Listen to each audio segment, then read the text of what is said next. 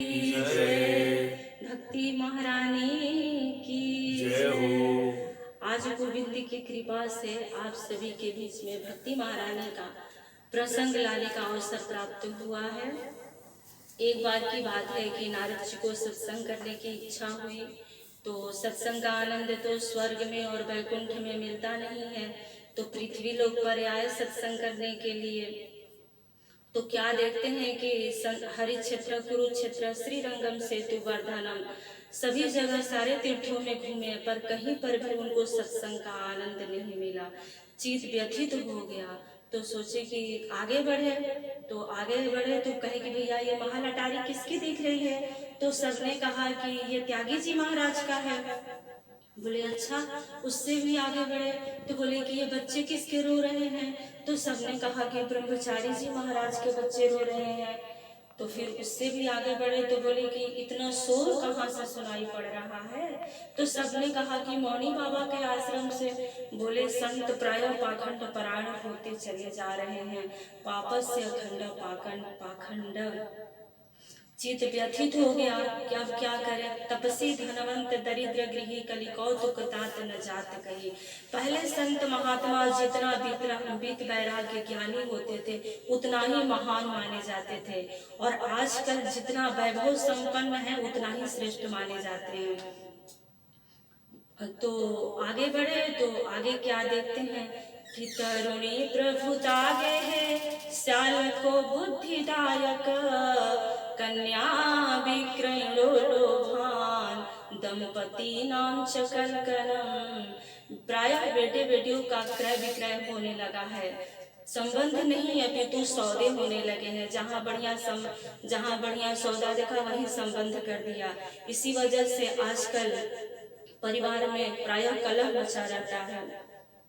यह देख देख करके चित इनका व्यथित हो गया। आए थे शांति के लिए, यहाँ तो क्रांति और हो गया। चित में खलबली मच गया, अब कहाँ जाए क्या करे। तो सोचे कि चलो प्रभु के प्रागट्य भूमि यमुना पुलिन पर शायद मेरे चित को शांति मिले। तो यमुना पुलिन पर आए तो क्या देखते हैं कि एक स्त्री अश्रुपात कर रही है और दो वृद्ध उनके सामने पड़े हुए हैं, और चारों तरफ से देवियों का समुदाय घेर के बैठा हुआ है। तो संत का तो हृदय नवनीत के समान कोमल होता है। जब कोई स्त्री को दुखी देखे तो पास गए, सोचे चलो इसके कुछ दुख को दूर कर सकूं। पास तक तो गए पर प्रश्न करने का साहस नहीं किए, क्योंकि देवियों का ही समुदाय था। तो सोचा कि अगर मैं कुछ कहूंगा तो देवी जी कहेंगी कि हम देवियों के समुदाय में आप कहाँ चले आ रहे हैं बाबा बैरागी। इसलिए हम बाबा बैरागी को बिना मतलब का नहीं जाना चाहिए। और नारद जी हैं वहां से लौटने लगे, तब उस देवी ने आवाज लगाई, भो भो साधो क्षणं तिष्ठा मचिंतामपि नाशनम सर्वथा लोकस्य। बोली कि अरे संत, अरे महात्मा रुकिए तो सही। आपके तो दर्शन मात्र से जीव के पाप ताप संताप सब दूर हो जाते हैं, और मेरे तो न जाने कितने जन्मों का भाग्य उदय हो गया है जो आपका दर्शन हो गया है। तो जब उस देवी ने सहानुभूति दिखाई तब नारद जी आए उनके पास और पूछे कि काशी तुम आप कौन है देवी? काली माँ ये दोनों जो पड़े हुए हैं वृद्ध ये दोनों कौन हैं? और काली माँ ये देवियों का जो समुदाय घेर के बैठा हुआ है ये सब देवी कौन है, और आप क्यों रो रही हैं? अपने दुख का कारण बताइए। तब उस देवी ने कहा कि महाराज अहम भक्ति रीति ख्याता इमो में तनयो मतो ज्ञान वैराग्य नामानो काल योगे न जर्जरो। महाराज मैं अपने दुख का कारण आपको बता रही हूँ। मेरे दुख का मूल कारण यही है कि मैं तो नवयुवती होकर के नाच रही हूँ और हमारे दोनों पुत्रों की जर्जरित स्थिति हो गई है। मैं अपना पूरा परिचय दे रही हूँ महाराज, मैं भक्ति के नाम से विख्यात हूँ, और ये जो दोनों पड़े हुए हैं ये दोनों हमारे पुत्र हैं, ज्ञान और वैराग्य। और महाराज मैं दक्षिण भारत में पैदा भई, कर्नाटक में मैं बड़ी हुई, महाराष्ट्र आदि कई प्रदेशों में मेरा बड़ा सम्मान हुआ और कई प्रदेश ऐसे भी थे जो पाखंडियों से पीड़ित थे, इसीलिए मुझे यहाँ पर आना पड़ा और मैं यमुना पुलिन पर आकर के तो नवयुवती हो गई महाराज, और मेरे दोनों पुत्रों की ये स्थिति हो गई। यदि यही स्थिति रही मेरे पुत्रों की तो एवं विदेश से गम्यते, मैं भी विदेश चली जाऊंगी। नारद जी ने सारी स्थिति को 1 मिनट में समझा और कहा कि देवी ऐसा न करना, क्योंकि सतयुग त्रेता द्वापर में तो आप बड़ी आनंद से रही, पर अब कलिकाल आ गया है और जैसे ऊसर भूमि में बढ़िया से बढ़िया बीज भी बेकार सिद्ध होता है, उसी प्रकार से कलयुग के वातावरण में जो नाम संकीर्तन मात्र नाम का गुण है वो भी प्रायः लुप्त होते चला जा रहा है। बुद्धिमानी इसी में है कि धैर्य पूर्वक अपने नियम का पालन करें। तो बोले कि भक्ति महारानी ने बोला कि महाराज कलयुग इतना दुष्ट है तो परीक्षित ने इसे दंड क्यों नहीं दिया? कदाचित परीक्षित ने दंड नहीं भी दिया तो भगवान इसकी उदंडता को क्यों सह रहे हैं, वो क्यों नहीं दंड दिए? तो नारद जी ने कहा कि माता जी जब आप पूछ रही हैं तो मैं बता रहा हूँ, ध्यान से सुनिए।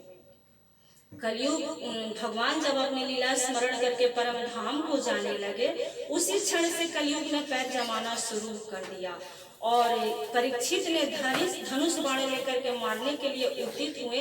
तदीनवत् शरणम गता, दीनहीन होकर के शरण में आ गया, त्राहिमाम त्राहिमाम करके। तो परीक्षित तो महावैष्णव थे, सारंगैव सारभूत। तो कलयुग से पूछे कि बताओ तुम्हारे अंदर गुण कितने हैं और दुर्गुण कितने हैं? कलयुग ने कहा कि महाराज दुर्गुणों का तो खजाना है मेरे पास, पर गुण सिर्फ एक ही है।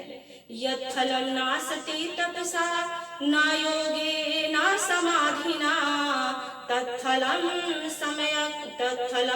लभते सम्यक् कलौ केशव कीर्तनात्। अन्य युगों में जो जप तप करने से फल प्राप्त होता था वो इस कलिकाल में सिर्फ नाम संकीर्तन मात्र से प्राप्त हो जाएगा। यही एक गुण है। तो परीक्षित को ये गुण पसंद आ गया, क्योंकि वैष्णव थे, उन्हें पसंद आ गया और उन्होंने अपने राज्य में कलयुग का स्थान दे दिया। तो माता रानी जो भक्ति महारानी है प्रसन्न हो रही हैं सुन करके। और भक्ति और ज्ञान वैराग्य का क्या है सुन लीजिए थोड़ा सा। भक्ति महारानी जो है, जैसे भगवान के चरणों में जैसे जैसे प्रेम बढ़ता जाएगा भक्ति पुष्ट होती जाएगी, और जैसे ही भक्ति प्रेम बढ़ेगा भक्ति पुष्ट हो जाएगी, त्यों ही भगवान के स्वरूप का ज्ञान हो जाएगा। और जैसे ही भगवान के स्वरूप का ज्ञान होगा वैसे ही संसार से वैराग अपने आप हो जाएगा। ये तीनों क्रियाएं एक साथ होती हैं, अलग अलग नहीं। जैसे क्षुधातुर व्यक्ति है, भोजन करने बैठता है तो ग्रास पे उसे तुष्टि पुष्टि और क्षुधा निवृत्ति की प्राप्ति होती है। भूख भी मिटेगी, पेट भी भरेगा और इंद्रियों में बल भी आएगा। तो भक्ति महारानी प्रसन्न हो गई और नारद जी की महिमा आज भक्ति महारानी गा रही हैं। जयति जयति मायां यस्य कायाधवस्ते वचन रचनमेकं केवलं चाकलप्य ध्रुवपदमपि यातो यत्कृपातो ध्रुवोऽयं सकलकुशलपात्रं ब्रह्मपुत्रं नतास्मि। हे ब्रह्मा जी के मानस पुत्र, आपको प्रणाम करती हूँ। आपके एक वचन पर विश्वास करके कयाधु नंदन क्या से क्या हो गए, भक्ति के परम आचार्य हो गए। और ध्रुव जी महाराज तो 5 वर्ष की अवस्था में ही प्रभु को प्राप्त करने में सामर्थ्य हो गए। बाबा मेरे बालकों पर भी कृपा दृष्टि डालो। तो नारद जी ने कहा कि माता जी आप इतना अधीर क्यों हो रही हो? अरे जिन प्रभु ने कौरवों की उत्सित सभा के बीच से द्रौपदी की रक्षा की है वो कृष्ण कन्हैया आज भी हमारे मध्य विराजमान है। सह कृष्ण क्वापिनो गतः, वह कहीं गए नहीं हैं। आप तो श्री कृष्ण के चरणों का श्री कृष्ण चरणाम्भोज स्मर दुख गमिष्यति, आप तो गोविंद के चरणों कमलों का ध्यान करो माता जी, दुख अपने आप दूर हो जाएगा। और नारद जी ने ज्ञान वैराग्य को स्वस्थ करने का प्रयास किया। चारों वेद सने सुना दिया। गीता पाठ है मुहुर मुहुर, अनेकों बार गीता पाठ सुनाई। थोड़ी सी चेतना तो आई, फिर मूर्छित होकर गिर गए। तो फिर आकाशवाणी हुई, व्योमवाणी तदय धूमा ऋष्य क्षिप्यतामिति उत्तम सफलस्तेय भविष्यति न संशय। आकाशवाणी हुई कि नारद जी सत्कर्म करो। तो नारद जी ने कहा कि मैं जो इतना कर रहा था, कब से वेद वेदांत सुना रहा था, क्या ये सत्कर्म नहीं है? अगर ये सत्कर्म नहीं है तो अब सत्कर्म का स्वरूप कैसा होगा? बोले ये कोई संत बताएगा। अब नारद जी तो बड़े चिंता में पड़े। आकाशवाणी ने भी स्पष्ट दिशा निर्देशित नहीं किया, बोला कि सत्कर्म करो और कोई संत बताएगा। तो नारद जी वहां से निकले और आगे गए। तो आगे संत से पूछे कि भैया सत्कर्म क्या है? तो संतों ने कहा कि अरे महाराज, पूरे ब्रह्मांड में आपकी गति है और आप हमसे पूछ कर रहे हो कि सत्कर्म क्या है, हम क्या बता देंगे महाराज। तो फिर उससे आगे बढ़े, जो दीर्घायु संत थे उनसे जाकर के पूछा। तो वो मौन व्रत धारण कर लिए कि आजकल 9 दुर्गाओं में मेरा मौन चल रहा है, जब मेरा मौन खुलेगा तब मैं बताऊंगा। अब क्या करे? नारद जी बहुत चिंतित हुए। तो कहे कि अब चलो विशालापुरी में हमारे समस्या का हल मिलेगा। वहां पर गए तो शौनकादियों से भेंट हो गया। शौनकादियों भी इसी आस में घूम रहे थे कि कोई संत मिल जाए तो भगवत चर्चा करें। संत को जब कोई संत मिल जाते हैं तो बहुत प्रसन्न हो जाते हैं कि आज भगवान की चर्चा कुछ होगी। तो बोले अरे नारद जी, गतिविधि तो यथा जना, आप इस तरह मुंह लटका के क्यों घूम रहे हो? कौन सी समस्या आपको सता रही है? तो नारद जी ने अपना पूरा व्यथा कथा सुनाया। तो शौनकादि ने कहा इतनी छोटी सी बात पर तुम इतने परेशान हो रहे हो, और चिंता को त्याग दो, समस्या समाधान हमारे पास है। बोले कौन सा समाधान महाराज बताइए? बोले श्रीमद् भागवत लापा सतु गीता सुकादि थी। श्रीमद् भागवत का रसा स्वादन कराओ, ज्ञान वैराग का वृद्धावस्था दूर हो जाएगा और नवयौवन संपन्न होकर के अपने मैया के साथ नाचेंगे।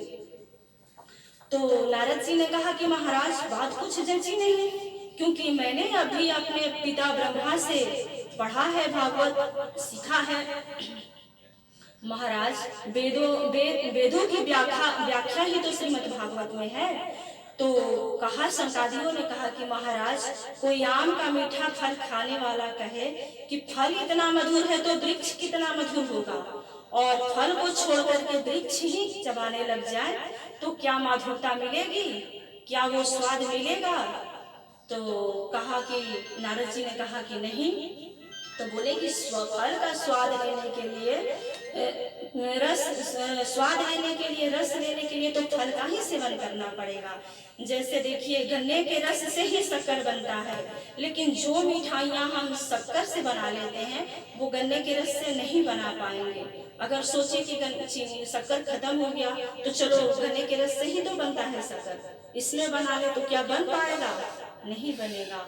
दूध से ही तो घी निकलता है, लेकिन जो काम घी करेगा वो दूध नहीं कर पाएगा।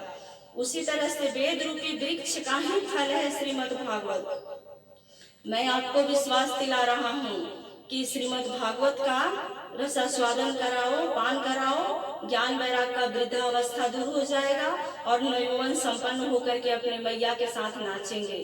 तो नारद जी प्रसन्न हो गए कि कोई कितना भी पढ़ लिख करके पंडित हो जाए, लेकिन आप जैसे संत महापुरुषों का जब तक सत्संग नहीं करेगा तब तक वेदों का रहस्य उसे समझ में नहीं आएगा। तो बोले नारद जी ने कहा कि ठीक है महाराज, मैं तो अब आप ही के मुख से सुनना चाहूंगा, स्थान आप बताइए, व्यवस्था हम करेंगे। तो कहे कि ठीक है सुनो, हरिद्वार में आनंद नाम का घाट है, वहां पर हमेशा सुनहले कमलों का सुगंध आया करती है और परस्पर विरोधी जीव आपस में प्रेम भाव से रहते हैं, वहीं पर ये यज्ञ सफल होगा। यज्ञ तो वहाँ बद्रीनाथ में भी हो सकता था, लेकिन पहले का, आज का नहीं, पहले का बात है। पहले कोई एकाध संत जाते थे बद्रीनाथ धाम में, और वो भी जो परम विद वैराग्य हो जाते थे कि जाते जाते उन्हें समाधि लग जाती थी। तो इसीलिए कहे कि बिना श्रोता वक्ता की कथा तो होती नहीं है। यमुना पुलिन पर हरि का द्वार है, हरिद्वार, वहां पर ज्ञान का दीपक जलेगा तो चारों तरफ प्रकाश होगा। तो संकादियों ने, नारद जी ने सुंदर सा व्यास मंच बनाया और सनक सनंदन सनातन सनत कुमार चारों भाई विभूषित हो गए, सुशोभित हो गए उस व्यास मंच पर और कथा प्रारंभ कर दी। सब सारे ऋषि मुनि को पता चला, तो सारे ऋषि मुनि जो सदगृहस्थ संत थे वो अपने स्त्री पुत्र आदि के साथ आए, और जो वित्त वैरागी थे वो शिष्य परिकर के साथ आए। गंगा तट जय घोष से गूंज उठा, जय शब्द नमः शब्द शंख शब्द तथैव च। देवता लोग जो है आकाश में पुष्प विमान पर कल्प पुष्पों की वृष्टि करने लगे। वहां पर जितने लोग बैठे थे, और संकादी कह रहे थे कि भैया जहाँ भगवान की मंगलमयी कथा होती है ना, भगवान की मंगलमयी कथा सुनने से सबका कल्याण होता है, और चित में हरि चिपक जाते हैं, टेढ़ी टांग वाला चित में चिपक जाता है।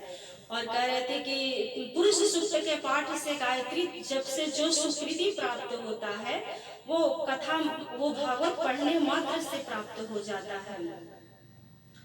कथा कहीं रहे थे, सुना ही रहे थे कि एक अलौकिक नाम संकीर्तन सबके बीच सुनाई दिया, और सब ने देखा कि भक्ति महारानी जो है यमुना तट पर से, वृंदावन यमुना तट से अपने दोनों पुत्रों का हाथ पकड़ करके ज्ञान वैराग्य का और दादा थे या करती हुई गंगा तट पर पहुंच गई, और श्रोता समुदाय के बीच में गाना स्टार्ट कर दिया। आइए भक्ति महारानी के साथ हम लोग भी थोड़ा आनंद ले लें।